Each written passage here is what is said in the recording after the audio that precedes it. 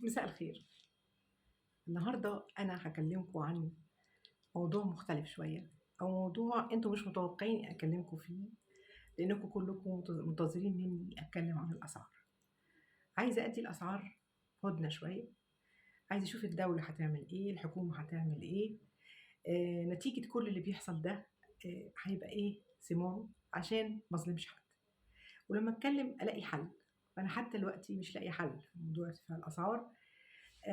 فمدياله الاسبوع الجاي، الحلقه الجايه ان شاء الله اوعدكم نتكلم عن الاسعار كلها، واتكلم باستفاضه اكتر، واقدر اكون لقيت حل.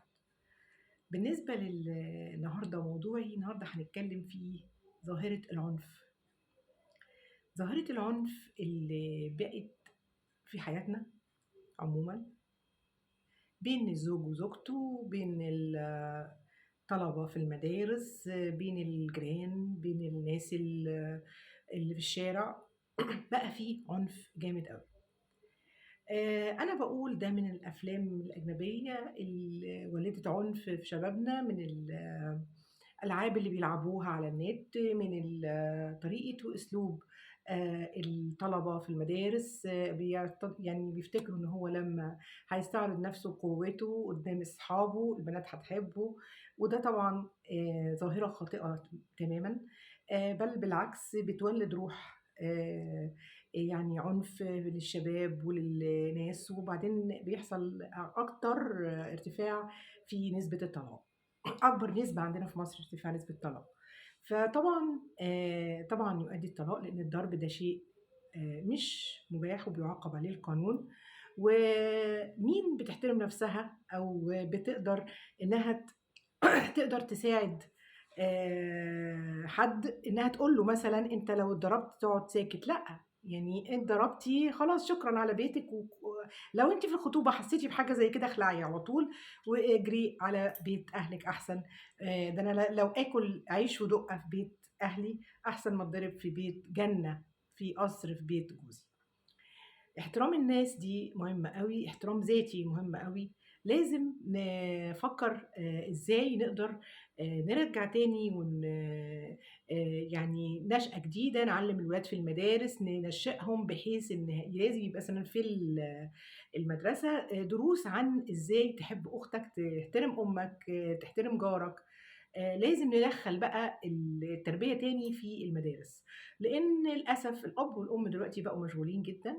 الأم بتروح الشغل مسحولة، والأب نفس القصة، بيرجعوا عايزين أكتر حاجة يأكلوهم ويشربوهم وينيموهم، لكن التربية اتركنت على الرف فعلا. فظهرت بقى ظاهرة العنف دي، نلاقي في الشارع وأنا ماشية اتنين ماشيين في المرور، يعني بيتخانقوا على مثلا مين دخل زنق على واحد، ومين يعني ظاهر في عنف. ليه العنف ده؟ ليه؟ يعني أنا نفسي أعرف. مفيش من يومين كنت بركن فما خبطتش، يعني أنا كنت راجعة بعربيتي فكنت هخبط في حد.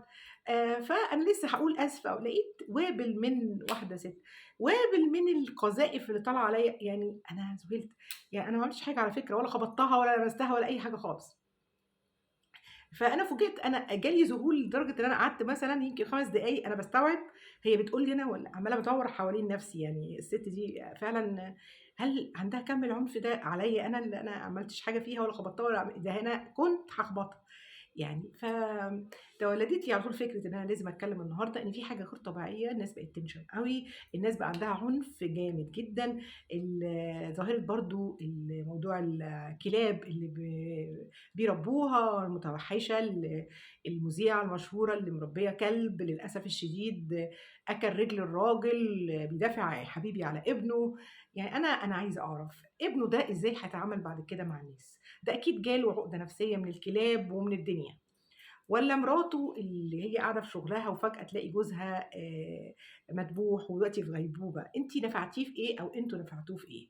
انا عارفه ان مش ذنبك كمذيع، انت عامله له تطعيمه وحاطاه في بيتك وبتحبيه وبيحبك وكل حاجه، لكن ده حيوان غير سوي، ده حيوان اكل ناس حواليكي. فيعني ازاي انت، يعني محدش قالك ان ده خطر، محدش عاقبك؟ فين القانون اللي هو يعني لازم يقول اي حد بيربي كلاب في البيت تكون مثلًا لابسة زي برّه، لابسة لازم يلبسوا اللي على بُقّهم دي كمامة دي والّا اسمها إيه ما أعرفش، يعني لازم يبقى في قانون لكده، واللي يخالف القانون بيتعاقب.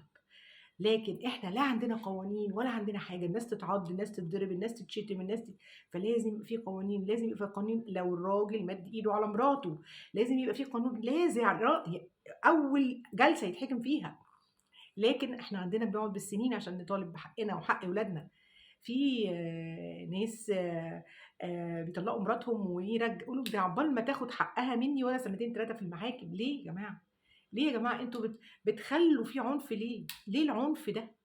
ليه تعلّموا الراجل أول ما يحاول إن الست مظلومة والقاضي يتأكد على طول لازم في حكم، ولازم يبقى في أمور مستعجلة للحاجة دي، الراجل بعد كده هيخاف ينادي يتكلم حتى مع الست إلا باحترام، هيبقى في رادع.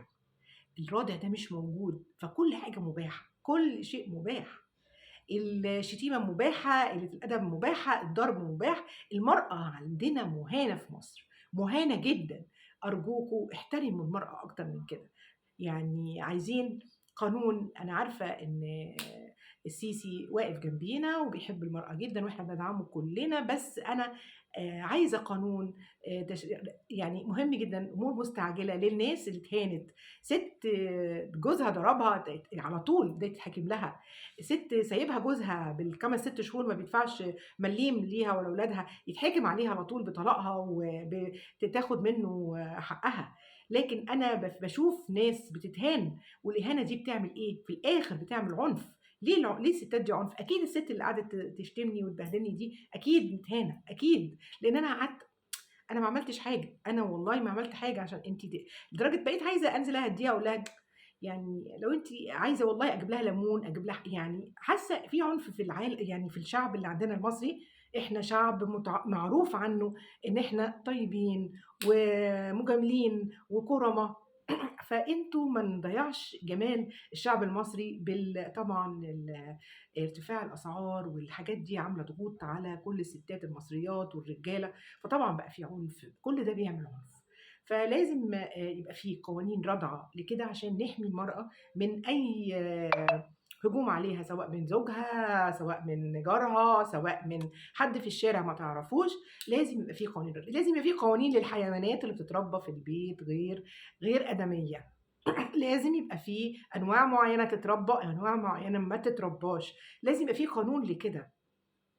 ما نستناش الناس تبقى في غيبوبة، ما نستناش الناس تروح مننا، أرجوكم، أرجوكم ساعدوني وساعدوا نفسيكم، وأرجوكم يكون الكلام ده يوصل لأكبر مسؤولين في مصر، عشان يعملوا تشريع للحيوانات الغير أليفة اللي بتتربى في البيوت اللي هي من فصيلة الأسودة، دي يعني لازم نعمل لها وقفة، ولازم نقرر كلنا مع بعضينا بقانون تشريعي ينزل فورًا إن الموضوع ده يتلغي من مصر خالص. ولو في كلاب في البيت بتلبس لازم الكمامة بتاعتهم عشان ما يعضّوش أطفال، ما يعضّوش حاجة، لإنه ده كلب مهما ربيتيه أو مهما عملتيه عنده غريزة هي الانتقام أو الدافع اللي ما نعرفش ممكن يعمل إيه قدّامه شخص تاني فيتقلب لحاجة تانية. المهم أنا مش عايزة أتكلم النهارده عن الكلاب قد ما عايزة أتكلم عن العنف اللي بقى في حياتنا، العنف بقى في كل حاجة في حياتنا، فلازم إن إحنا نهدى كده شوية ونرجع تاني باحترامنا وأدبنا، ولازم في المدارس نعلّم ولادنا ونعلّم كل يعني ما تقدري إن شاء الله حتى الservant اللي عندِك علّميها الاحترام، علّميها إزاي ما تكلمش أخوها أو هو يكلم أخته إلا بأدب، هي كمان تعلّمي ولادِك إزاي يعاملوا الservant، لازم يبقى في احترام بين الناس عشان المجتمع الراقي ما ي ما بي لازم لو فقدنا الاحترام فقدنا كل شيء. أرجوكم. موضوعي مهم جدًا وعايزاه يوصل لكل المسؤولين عشان يتعمل قانون للمرأة إن هي ليه ليه في أمور كتير جدًا بتقعد بسنة و2 عقبال ما تاخد حقها، ده بيولد عنف جامد جدًا للمرأة، العنف اللي في الشارع بقى جامد جدًا لازم قوانين ليه، العنف للناس اللي بتربي حيوانات غير آدمية زي ال مش عايزة أقول أسامي كلاب بس هو طبعًا معروفين، أنا مش هاحددها، اللي بيحدد ده حاجة زي كده ناس مختصة لكده، فأرجوكم انتبهوا، إحنا في خطر في الموضوع ده جدًا، جدًا، وناس كتير اتأذت. أرجوكم يا رب يكون الفيديو وصلكم وأكون أمتعتكم، انتظروني في اللقاء الجاي إن شاء الله، هنتكلم عن الأسعار وندخل بقى ونشوف هنعمل إيه معاكم في موضوع الأسعار، والسلام عليكم.